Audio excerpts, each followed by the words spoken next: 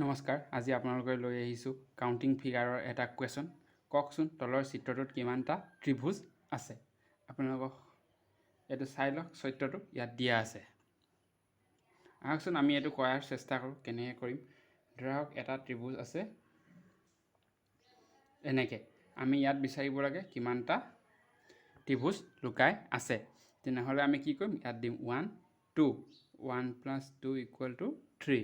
তেনেহ'লে ইয়াত আমাৰ ত্ৰিভুজ থাকিব কিমান? 3টা। আমি যদি চাওঁ, এইটো 1 নম্বৰ, তাৰপৰা এইটো আহিব এটা, তাৰপৰা এই গোটেই ডাঙৰটো হ'ব টোটেল 3টা। আমি সেইকাৰণে ইজি টিক লগাব পাৰোঁ।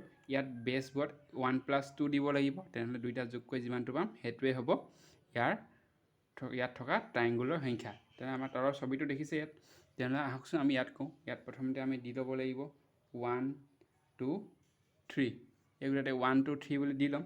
তেনেহ'লে গোটেই যোগ কৰি কিমান হ'ব? 1 + 2 + 3 = 6। তাৰপৰা ঠিক একেদৰে আমাৰ তলৰটো কমপ্লিট হৈ গ'ল। ঠিক এতিয়া আমি কৰিব লাগিব এইডোখৰ 1 আৰু 2 দুইটা কৰিব লাগিব প্লাছ 1 + 2 = 3। তেনেহ'লে 3 লগত 6 প্লাছ কৰিব লাগিব = হ'ব 9। এতিয়া আপোনালোকে এই চিত্ৰটো চাওক আৰু আপোনালোকে আনচাৰ দিব কমেণ্টত, ইয়াত কিমানটা ট্ৰাইংগুল আছে।